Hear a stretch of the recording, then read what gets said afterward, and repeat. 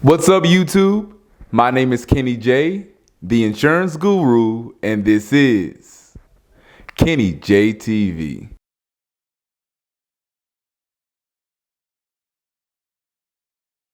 Welcome to another episode of Kenny J TV. If this is your first time, feel free to browse around and don't forget to like, comment, share, and subscribe, and hit that bell for our latest notification. And if you are a returning subscriber, thank you so much. If you're in insurance and you're looking at growing a team, or you don't know if you want to stay solo, this video is for you. This year, 2024, I started to expand my team from just having one team member to having multiple team members. And in this video, I'm going to list the pros and cons of staying solo opposed to hiring a team, because a lot of us start out with just ourselves and we're working hard and we want to know, is it worth it to hire a team? So stay tuned. We'll go over all the pros and cons, and then we can have further discussion in the comments below. So one of the first pros of being solo is there is no payroll or employee related expenses. So when you're working solo, you don't have to worry about paying anyone. And from experience, payroll is one of the biggest expenses in my business. Constantly having to pay someone, you need to make sure that if you are hiring someone, you have the finances, you have the reserves to keep them on the team. Because even if business isn't as busy, if the residuals aren't that strong that month, you want to make sure that you still have enough money to keep them on payroll. Another pro is you're avoiding the stress of managing employees in the workplace and employee conflict. Of course, where there are multiple people in a workplace, there's going to be some type of disagreement, some type of conflict. And when there is conflict, who do they come to for resolution?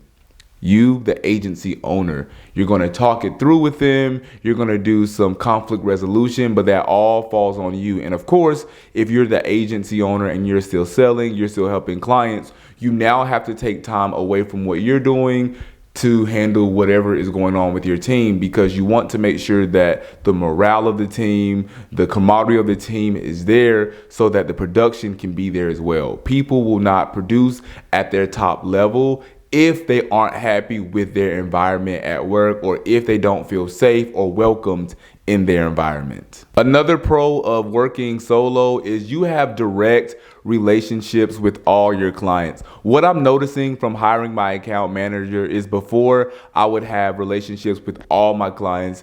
They would just talk to me. They would call and ask for me if I wasn't available. But now I'm seeing a lot of clients are calling and asking for Tammy, or telling me, hey, I spoke to Tammy last week. She told me X, Y, and Z. I sent all the documentation over and everything is good to go. And that's a little weird for me, but I'm also very grateful for it as well. It's a good weird, I'd say, because it's like now I don't have to touch every single client. But with that, I still do check in with my clients. I still, send them messages, text messages, whatever that is, because I want to maintain that relationship. But of course, the bigger that your book grows, you're not going to be able to touch every single client in your book, especially when team members are licensed and they're bringing on new clients, whether that's from their warm market, their social media, or networking. They may not even know who you are. They may just say, oh, I know that Mr. Jones is the agency owner, but I've never really spoken to him. And in any successful business, that's what happens. Because think about Amazon, for example. Jeff Bezos doesn't know every person that's ordering from Amazon. It's just not realistic, because when you get to a certain level, you're no longer working in the business, but more so working on the business and the operations of the business as well. Another pro is you are keeping 100% of the revenue that you make. Now, of course, if you have agents that's selling for you, you have to split that revenue with them. But if it's just you, there's no one that you have to say, oh, I have to pay their commission out or their salary. It 100% goes to you. And someone that is really looking to use insurance as a segue for maybe something else, or to pay off their home or what have you, they may want to stay a solo agent so they're not having to share any of that revenue with anyone else. Of course, there's a con side to that, which is, what we'll get into a little later on. But if you're looking at the small picture, honestly, and wanting to keep 100% of the revenue, it would be advantageous for you to stay on the solo route. The last pro I'll name for staying solo is that there are lower risks for operational complications.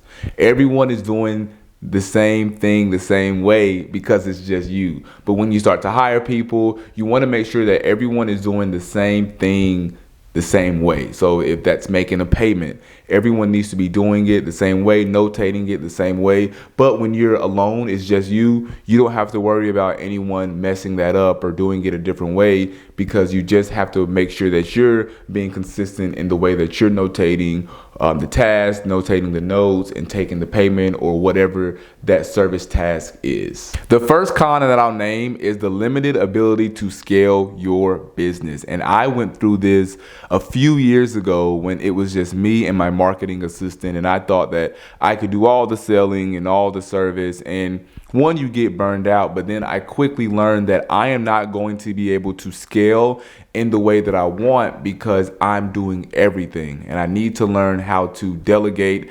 It took a lot of research. It took a lot of trial and error, but thank God I finally got to this level where I am able to delegate. I can leave the office and come back, and the calendar is filled up, the schedule's organized, the tasks are completed, and I don't have to worry about touching every single task anymore. Piggybacking off of that con, increased workload and increased stress. Again, I felt as if I was handcuffed to my desk. I was finding myself doing service work every day, all day. I was completing sales or doing sales when they came across my desk, but I wasn't going out there and actively looking for sales because I was so busy with service. And what I didn't realize, especially on the P&C side, whenever people would call, it would be one after the other about any and everything. And I just didn't even realize people call their insurance agent this much. And I was like, every time I would look up, it would be something new. It would be somebody new with a different service request. And I just felt like y'all are all getting together in a group chat and saying, let's all call him and request everything on the same day. And let's not hope I'm going out of town. It was even worse. It's like they knew when I was on vacation, they would be calling, they would be needing any and everything possible that they've never asked for before. So with that, staying solo, it definitely is increased workload and increased stress. And to have a long-term career, to have longevity in insurance, that will burn you out. You have to delegate. Another con for staying solo is you will not have a work-life balance. I'm just going to be honest with you. In the beginning, you may have a work-life balance. In the beginning, I had a great work-life balance. I was still working a lot. But when I wanted to turn it off, I was able to turn it off. When I grew, when I started to become more busy, I couldn't turn it off when I wanted to turn it off, but I had to complete all of these tasks before I could even think about turning it off. But what that led to is I'm completing all these tasks, I'm shutting my laptop for the day, but I did nothing on the admin side. I didn't organize any files, so I was always finding myself behind. So when I was behind, I would stay later at work. I would get the job done. Next thing I know, it's time to eat and go to bed. Then I would wake up and do it all over again, and it was no work-life balance. So hiring someone would give you that extra leg room to just relax sometimes. If you don't want to work, if you need to take a day off, a mental health day, you are able to do that. But as a solo agent, everything falls on you. And another thing I'll say as well with being a solo agent, another con would be if you are sick, God forbid if you were to be in the hospital, if you were to have an illness and you are not able to work, your business completely stops until you're back.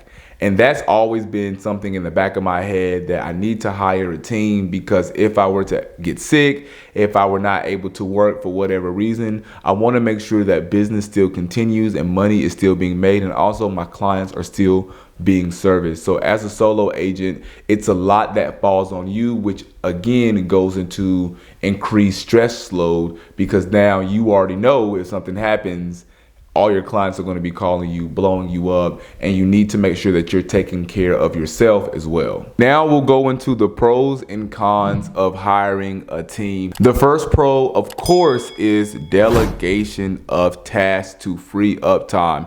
This has single-handedly been the one thing that has completely changed my day. I don't wake up in the morning and say, I have a trillion things to do. I have 10 hours to get everything done. And that's still not enough time.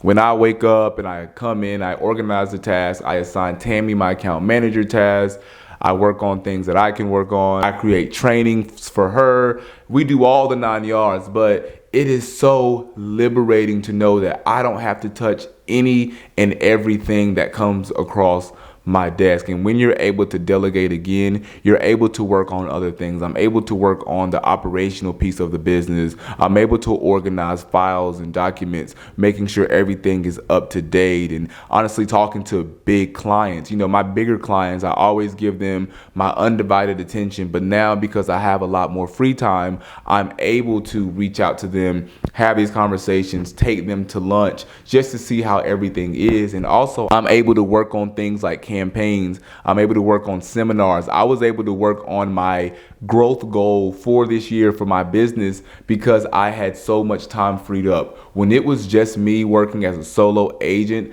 I didn't really have time to do any of that. But the more that you delegate, you may think, oh, I'm putting out this money and now I'm making less money. But think about it like this. If you're able to delegate and you're working on things that can increase your revenue and help your business, in turn, you will make more money. But again, sacrifice is giving up something good now for something greater later. Another pro is increased client retention due to quick response time. So if it's just me, I'm working on 10 things, a client's not happy, give me a call ASAP.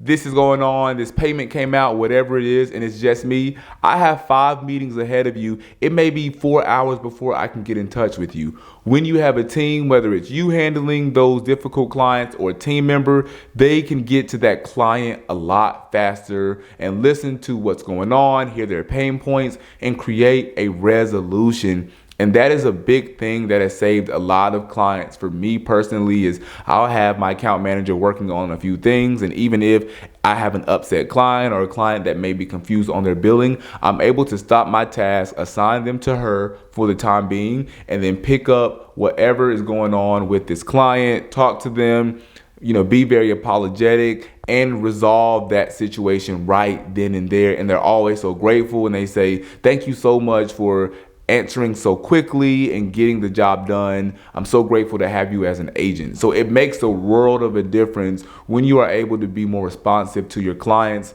again, because you have a team. Like we said before, if it's just you, you will be burned out. And imagine working all day and then you have an upset client in your ear on top of everything else you have going on. For some people, that can be overwhelming. And when they reach out to the client, they may be a little snappy. They may be a little over it. And the client is going to be able to hear that. You want to make sure that when you are speaking to clients, especially when they're upset, that you're putting your best foot forward and you are receptive to what they're saying, you're listening, and you're actively looking for a solution and not pointing fingers. Another pro is increased productivity because all hands are on deck. It's crazy. So the other week, it was me and Tammy working. We had a lot of service tasks. It was right before Christmas. So many service tasks that needed attention, and we knocked all of them out before we went home. And I was just thinking to myself, if it was just me working today, I would have not even gotten through half of the things because, of course, we have, let's say, 50 service tasks that we have to get through on top of clients calling, on top of calling other people to get these service tasks done, and all the documents we have to fill out. So when you have more people that are contributing to the productivity of your business, a lot of things will happen a lot faster. And that's one of the other things that I'm really grateful for in my business. The last pro that I'll name with the team, the pro of having a team, is a team can bring new ideas and new perspectives. Of course, you're thinking of all the ideas as the CEO, as the agency owner, but when you have other people working in your business and they may see something that could be improved,